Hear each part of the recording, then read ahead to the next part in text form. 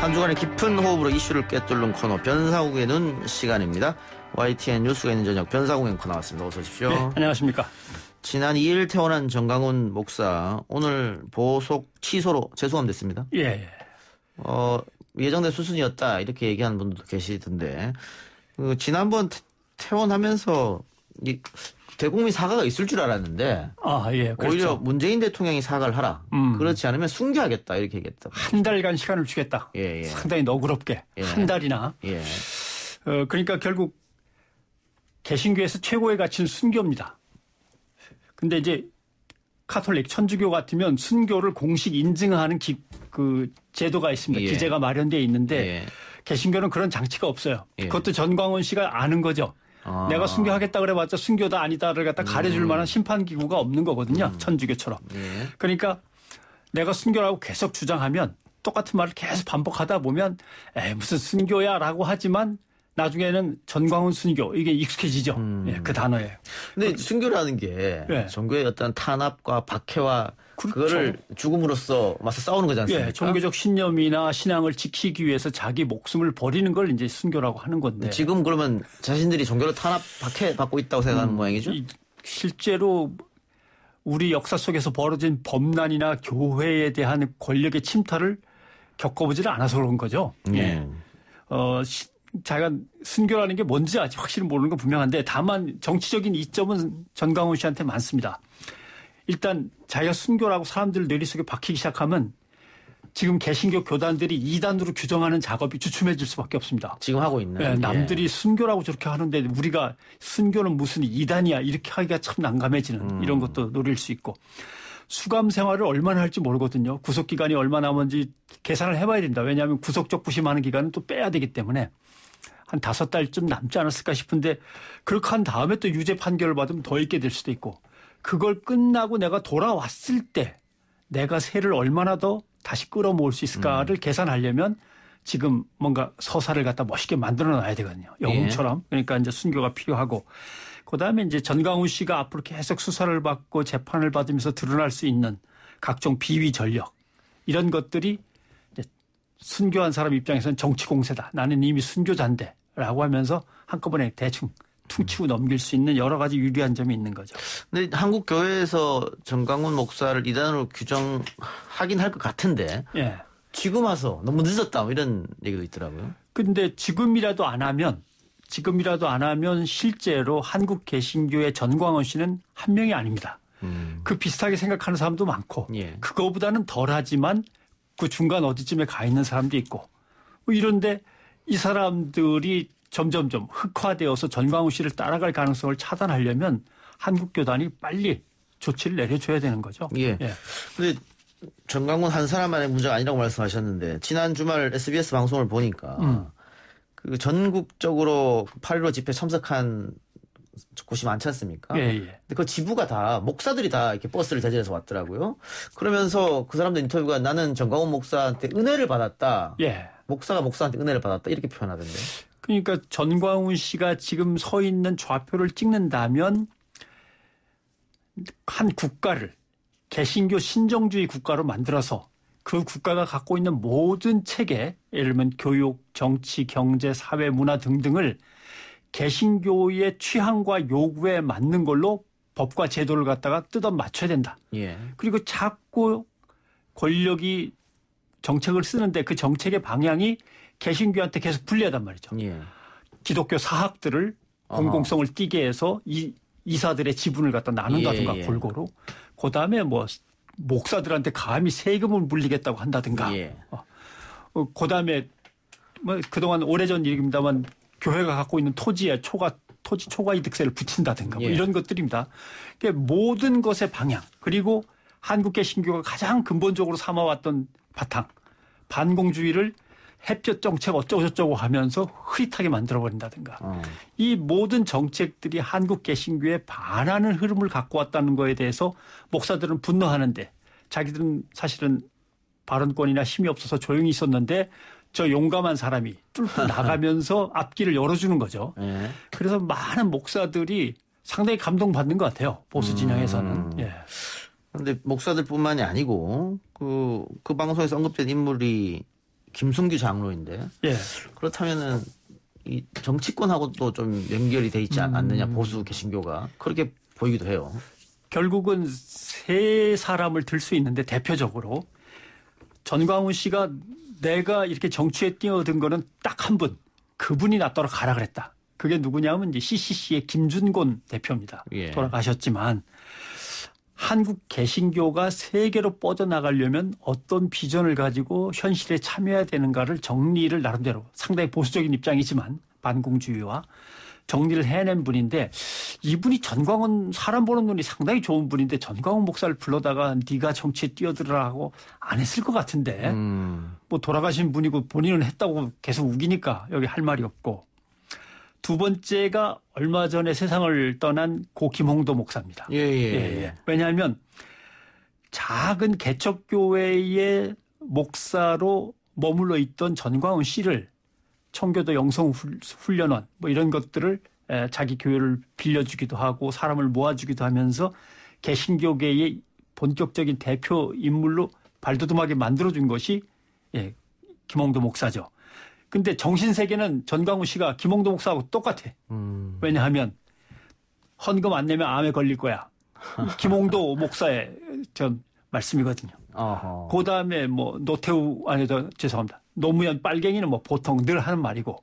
뭐 이명박 찍지 않으면 생명체에서 그런 식이죠. 예, 항상 보수 진영의 대통령 후보들, 국회의원 후보들을 밀어주면서 보수 진영의 대부로 이제 계셨던 분이라 이 정신세계는 완전히 전광훈 목사는 이 김홍도 목사를 꼭 닮아 있고 또 하나가 지금 말씀하신 김승규 씨. 예. 김승규 씨하고 전광훈 씨는 맨 처음에는 연관관계가 전혀 없습니다. 예. 그러다 전광훈 씨가 2004년부터 2008년으로 넘어오면서 기독교 정당을 만들어서 기독교 정당 운동을 시작할 때 정치와 사회 그리고 지구촌이 어떻게 한국 정치와 연결되는가를 설명을 해주고 문제가 생기면 법적 지원을 해주고 했던 사람이 그러니까 뭔가 지략을 담당하는 거죠. 기획과. 그 사람이 이제 김승규 고문이라고 할 수 있는 거죠. 헌금 얘기 나왔으니까 그 방송에 역시 정광훈 목사가 헌금이 50억 정도 들어온다 이렇게 그거 어떻게 좀 부풀렸을까요? 이게 전광훈 목사가 방송을 지금 3개 운영하고 있는 거 아닙니까? 그죠? 너만 몰라 TV도 있고 너 알아 2개가 있는가 그랬을 겁니다 아마. 얼마가 들어오는지 가늠할 수 없는데 시가로 한 15억 안팎인 오피스텔을 끝까지 숨기고 있다가 부인 명의로 된 거 발각난 것도 있고 그다음에 그것이 알고 싶다 해서 나왔던 것. 나이 많은 원로 목사들은 나를 제일 아끼지. 왜냐하면 만날 때마다 용돈을 줬으니까. 스스로 그런단 말이에요. 스스로. 그러니까 결국은 전광훈 목사는 자기를 존경하고 자기의 정치 노선이나 아니면 기독교 신앙 노선을 지지한다면서 신도들이 보낸 수많은 신도들이 보낸 돈을 가지고 역시 자기의 정치적 기반, 기독교 정치, 현실 정치 기반을 만드는데 계속 뿌려왔다는 얘기가 되는 거죠. 심지어 전광훈 씨만 얘기하는 게 아니라 전광훈 씨 밑에 있는 측근도 그분들한테 늘 우리 전광훈 목사께서 용돈들 다 이렇게 전달했다고 증언을 하더라고요. 자랑스럽게 오히려. 그런 걸로 봐서는 한국교회와 한국교회 특히 서북파 원로들하고는 아주 깊게 연결이 돼 있는 거죠. 예, 변앵커는 한국 교회 개혁을 위해서 꾸준하게 취재를 해오신 분인데 신천지도 오래 취재했고 지금 보면 많은 분들이 신천지보다 더하다. 사랑제일교회가. 왜냐면 신천지는 방역에 협조를 했거든요. 근데 지금 방역에 사랑제일교회는 협조도 하지 않고 있으니까. 그렇죠. 그런 비판까지 나오는 것을 근데 교회를 사랑하는 분으로서 어떻게 보고 계세요? 참 난감한 건데 전광훈 씨는 사실은 아까 말씀드린 개신교가 갖고 있는 이념과 가치를 그대로 받아는 이제 국가를 세우는 것을 내세웁니다. 물론 그 이념을 갖고 있는 사람들은 많지만 전광훈 씨는 여기에다가 자기의 개인의 정치적인 야망까지도 이제 덤태기를 씌워서 갖고 있는 건데 실제로 기독교, 천주교든 개신교든 간에 현실 정치 속에 뛰어들어서 가장 힘들고 아픈 사람들을 위해 대변하는 역할을 해야 된다는 건 분명한데 전광훈 씨처럼 현실 정치 권력을 움켜쥐임으로써 그런 것들을 갖다 속성으로 해결해야 된다라고 생각하거나 아주 개신교에 완전히 유리하게 해결해야 된다고 생각하는 거는 신사도주의 경향이라고 해서 그거는 개신교에서 이단으로 간주하는 겁니다. 예. 현재 한국 개신교에서. 예. 그걸 넘나들면서 전광훈 씨는 활동을 하는데 거기에다가 완전히 또 하나님이 나한테 그렇게 하라고 했다. 직통계시. 카톡으로 연락을 했든 전화로 연락을 했든 하나님이 직접 하라고 하는데 그래서 내가 이게 맞나 주변 사람들한테 물어보니까 김문수 씨도 그게 맞다고 그러고 다 물어본 사람도 빤합니다. 예. 맞다고 한다. 가만 놔두면 한국은 공산주의 국가가 되고 문재인 간첩에 의해서 끌어내려져 가지고 완전히 밑바닥 국가가 된다고 한다. 이렇게 생각하고 그걸 남들한테 전파하는 것은 개신교가 다시 일어설 기반을 완전히 허물어 버리는 거죠. 그래요. 예. 자정장이 좀 필요할 것 같고요. 예. 다른 주제로 좀 넘어가 보죠. 지난주 정부와 국회, 의료계가 극적으로 진료 거부 관련 합의를 이뤘습니다만 전공의들이 부족하다. 계속해서 이렇게 하다가 결국은 뭐 오늘에서 입장을 정리했습니다. 이번 과정에서 느낀 점은 어쨌든 의사 쪽에서 여론전을 여러 가지 벌였습니다. 다 실패했습니다. 예. 뭐 덕분에 챌린지를 조롱했다던가 혹은 전교 1등 뭐 이런 것들이 다 역풍을 맞았지 않습니까? 그런 것들은 어떻게 봐야 될까요? 지금 이번에도 사실 의사고시 같은 경우에도 정부가 일주일 미뤘고 또 반나절을 한 차례 더 연장해줬음에도 불구하고 응시하지 않다가 지금에야 구제하지 않으면 우리 다시 파업한다. 예. 너무 특혜를 요구하는 게 아닌가. 법과 원칙이라는 게 있는데. 뭐 의사 사회에서 나왔던 이런 말 저런 말들이 상당히 감정적으로 흥분했을 때 나온 것일 수도 있고 어떤 잘못된 정보에 의해서 촉발된 것일 수도 있어서 일일이 얘기할 수는 없습니다만은 두 가지로 나눠서 얘기할 수 있는데 하나는 자기 존중감, 자신감. 예. 이게 크면 클수록 반대에서는 자기를 솔직하게 돌아보는 자아 성찰의 기능도 같이 갖고 가야 됩니다. 이 균형이 맞아야 됩니다. 예. 근데 자기 존중감이 자존감이 아주 낮은 사람들은 이렇게 늘 얘기하죠. 뭐가 일이 복잡해지면 그래 아유 내가 또 틀린 것 같아. 이렇게 먼저 숙입니다. 근데 자존감이 너무 높은 사람들은 자기가 틀렸다는 상상을 못해요. 예. 근데 이런 상황에서 자아 성찰과 새로운 모색이라는 어떤 자기의 어떤 컨트롤 기능이 떨어지면 정말 자꾸 외길로 가게 되는 거죠. 예. 내가 늘 전교 1등만 했는데 난 틀리지 않아. 내가 틀렸다는 상상하기가 어려워요. 또 하나 이걸 뭐라 그러냐면 지식의 저주라 그럽니다. 심리학에서. 예. 무엇을 많이 알거나 많이 갖게 되면 그거를 모를 때와 갖지 못했을 때 어떤 기분이고 어떤 느낌인지 또는 얼마나 힘든지에 대해서 상상을 못한다는 거예요. 예. 그냥 조금 이해를 못한다가 아니라 그게 도대체 뭔지에 대해서 못 느낀다는 거죠. 그래서 자기의 입장 전달을 해도 뭐 이런 거 있잖아요. 한 고등학생이나 대학생이 보면 스마트폰 새로 사가지고 익히는데 한 5분이면 될 것 같은데 예. 할아버지들은 닷새가 걸려도 어려워요. 이런 거거든요. 예. 남이 이것을 얼마나 어려워하고 힘들어할지에 대해서는 공감을 못하는 거죠. 그걸 이제 지식의 저주라고 합니다만 그러니까 자기 얘기를 쉽게 설명도 못하고 그 사람이 갖고 있는 생각을 제대로 듣지도 못하고 하면서 계속 갭이 생기는 거죠. 예. 그래서 그런 지식의 저주가 의사들 사회에서도 일부 보였지만 기자들 사회에서도 명백하게 드러나죠. 예. 기사 쓴 거 보면 뭐 도대체 공익과 공공의 가치를 어떻게 실현시킬 건가 이 문제가 왜 심각한가가 아니라 얼마나 흔히 말하는 자극적인 뉴스인가 얼마나 커다란 뉴스거리가 되나 이것만 생각하면서 뻥뻥뻥 터뜨리고 갈피를 못 잡잖아요. 그래서 결국 이 고민은 예전부터 있었던 건데 엘리트로만 잘한 의사, 엘리트로만 잘한 기자 기자들. 이것이 만날 때 결국 이런 일이 벌어지는구나.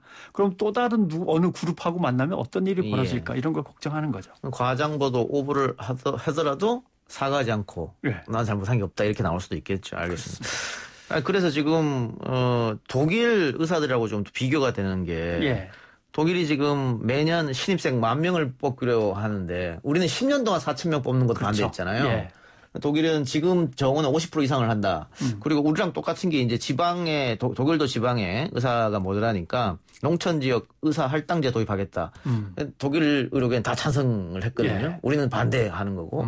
그러면서 독일이 인구 1000명당 4.3명, 우린 의사 수가, 예. 우리는 2.3명. 아마 한의사 포함해서도 우리보다 2배가 많은데 더 늘리자. 그거는 이제 100세 시대로 접어들면 예. 더 의사 필요하다 이런 판단인 것 같아요. 예. 그러니까 이렇게 해서 이런 기사들 나오면 그 의사들의 명분이랄까 정당성이랄까 자꾸 좁아지는데 좀 안타까운 그런 일이 벌어지고 있는 것 같아요.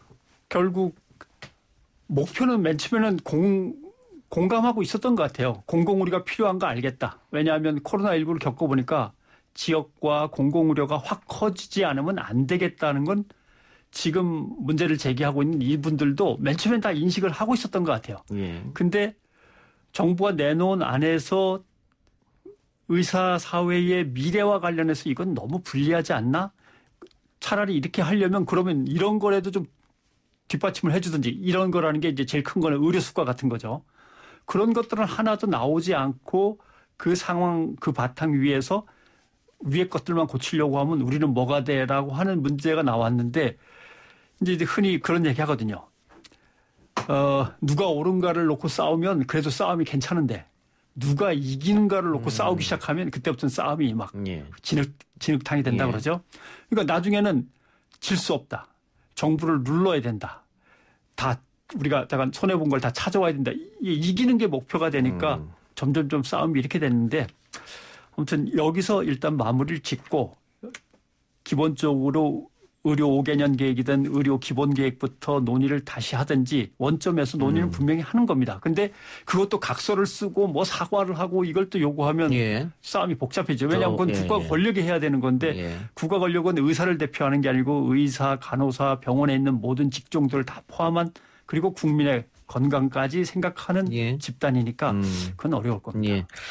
이 와중에 의사 파업 시 언론 보도는 어떻게 보셨습니까? 일단 뭐 중앙일보 같은 데 보면 8월 25일자인데 시민단체 공공의대생 추천에 운동권 자식만 의대 가냐 분노 이런 건데 이거는 의사 쪽 주장만 일방적으로 실어준 건데 그렇죠. 어떻게 보면 가짜 뉴스지 않습니까? 정부에서 시민단체가 추천하지 않는다고 얘기했음에도 불구하고 이런 기사 제목을 봤을 때 그동안 뭐 현대차가 파업을 했다든가 KTX 노조가 파업을 했다든가 대한항공 기장들이 파업을 했을 때 우리 보수 언론에서 귀족 노조가 파업한다고 썼단 말이죠. 뭐 연봉 1억씩 받는 사람이 어떻게 파업을 하느냐.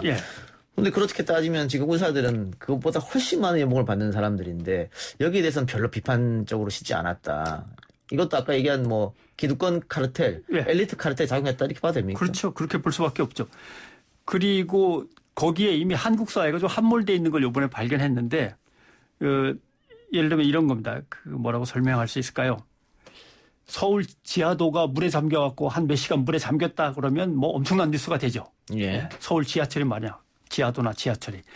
울릉도가 태풍으로 쑥대밭이 됐다 그러면 기사에 안 나옵니다. 안 나오죠. 그러니까 대구 지하철이 1시간 멈춘 거와 서울 지하철이 1시간 멈춘 거는 달라요. 근데 대구 사람들도 서울 지하철 1시간 멈췄다 그러면 그걸 뉴스로 보면서 어휴 큰일 났네라고 얘기합니다. 그러니까 이미 게이트키핑에 의해서 기자들이 어떤 뉴스를 골라내고 거기에 가치를 부여하는 시스템이 도대체 어떤 기준으로 하고 있냐라고 하면은 민족이나 공익 이 가치가 뒤로 밀려나고 예를 들면 자유, 자본시장, 시장의 자유 흔히 갖고 있는 사람들이나 기업을 하는 사람들이 갖고 있는 가치 그다음에 사회적인 안정성 왜냐하면 이미 어느 정도 지위를 확보한 사람들은 안정된 게 좋죠. 그러니까 노조가 뭐 파업하거나 쟁의를 하면 싫죠. 이런 것들. 그다음에 물질적 지위. 이것들을 이미 갖고 있단 말이죠. 이게 절박한 층에 대한 그들의 세계에 대한 인식이 지금 엄청나게 뒤떨어져 있는 거죠. 그래서 예를 들면 코로나19로 엄청나게 국민들이 건강과 생명의 위협을 받고 있는데 의사들이 나왔다 그러면 그것만 해도 막 경악해야 되고 이걸 어떻게 해결하지 하고 뛰어들어야 되는데 의사들의 면허라든가 의과대생들의 흥분한 소리 이런 것들을 갖다가 주워 담아가지고 보도하는 거에서 그친다면 기자들도 아직 한참 반성을 해야죠. 근데 이 보도에서도 좀 우리 언론이 정파적 모습을 띈다. 예를 들면 보수 언론에서는 의사 쪽 입장을 대변해주면서 정부를 비판하고 진보 언론 쪽에서는 의사들을 비판하는 기사들을 좀 쓰고 이거는 어쩔 수 없다고 봐야 되는 거죠. 결국은 뭐 사실은 보수 매체들 중에 상당수는 이 정권을 흠집을 내서 다음 정권을 바꾼다는 게 예. 지상 과제로 돼 있어요. 예. 그러니까 무엇이든 흠집이 날 만한 거면 다 되는 거예요. 예. 왜 대학생들, 의과 대학생들을 설득 빨리 못하나부터 시작해서 모든 것은 정부의 흠집이 되고 그다음에 결국은 청와대를 또 겨냥해야 되고 예. 정치적 목적을 기사를 쓰니까 그렇게 되죠. 1차 재난지원금 때 100% 지급하면 안 된다고 했었는데 이번에 또 선별로 한다니까 왜 선별로 하냐 또 이렇게 쓰고 있더라고요. 그러니까. 항상 알겠습니다. 그렇죠. 예, 오늘 말씀 고맙습니다. 고맙습니다.